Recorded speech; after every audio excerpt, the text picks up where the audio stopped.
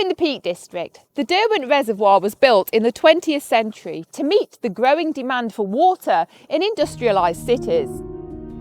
But this monumental project came at a cost. The two villages of Derwent and Ashopton were lost beneath the rising waters, submerged forever to make way for progress.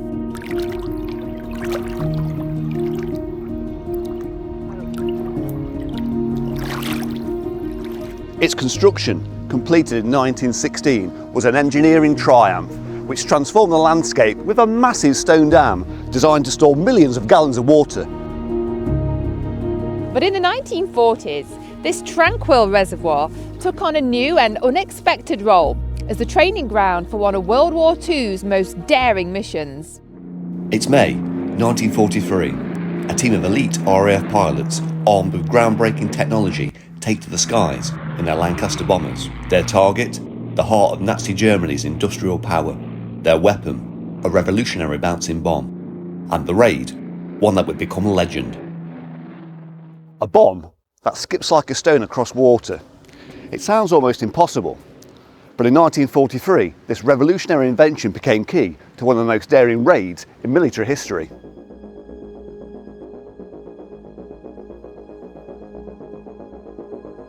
Designed by the brilliant engineer Barnes Wallis, the bouncing bomb was the ultimate weapon to take out Germany's heavily fortified dams.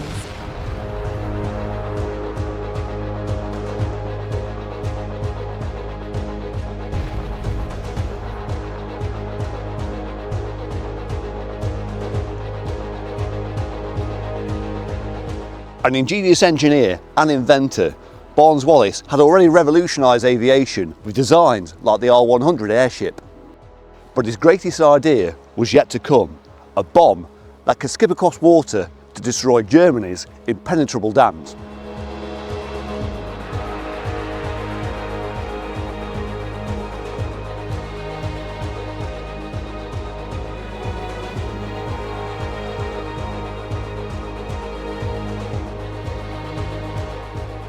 Wallis's idea was initially dismissed as impossible, but he persisted. His dedication led to the creation of a weapon unlike anything the world had ever seen.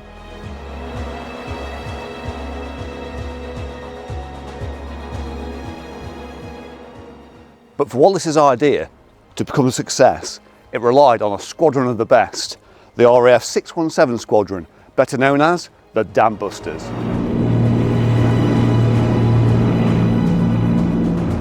Months before the raid, the Dambusters honed their skills here at Derwent Reservoir, flying their Lancaster bombers treacherously low over the water, perfecting their aim under extreme conditions.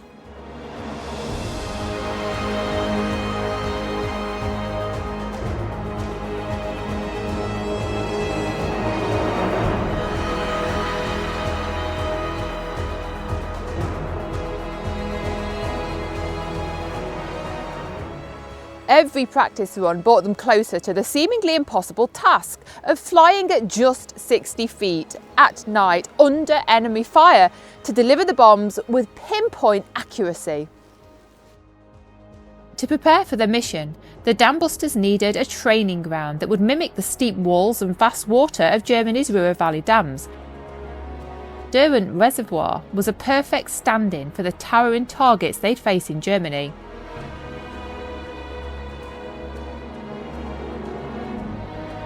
Here, 617 Squadron pushed their aircraft and themselves to the limit, flying at an incredibly dangerous altitude of only 60 feet. The pilots trained to skim the surface, a skill crucial for delivering the bouncing bomb.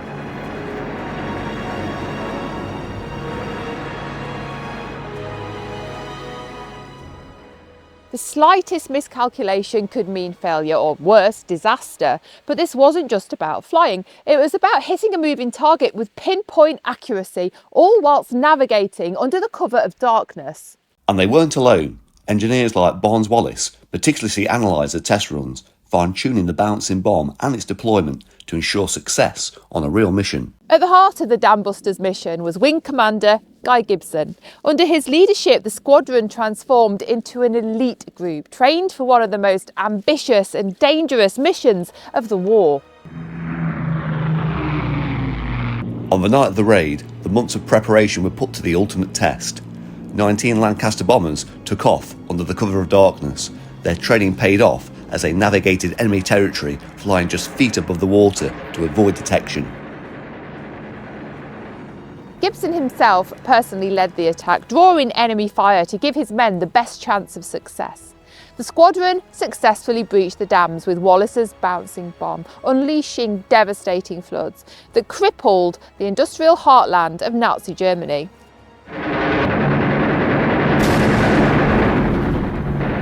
The raid was a remarkable feat of courage, and its success delivered a much needed boost for British morale during one of the darkest times of the war.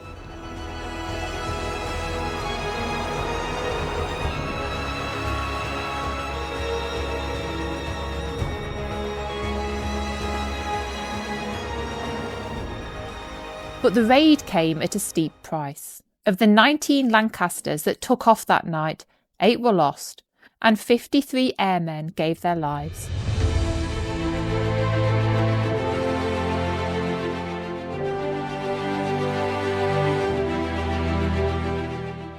For his extraordinary leadership and bravery, Wing Commander Guy Gibson was awarded the Victoria Cross, Britain's highest military honour.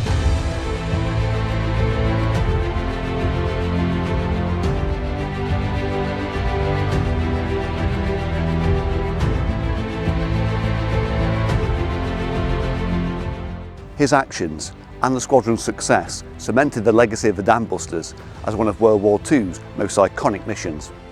The success of the Dambusters mission didn't just hinge on their courage or the ingenuity of Barnes Wallis' bouncing bomb.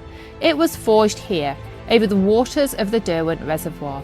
Every precision manoeuvre, every low altitude run and every ounce of skill they honed in this valley directly shaped the raid that struck at the very core of Nazi Germany.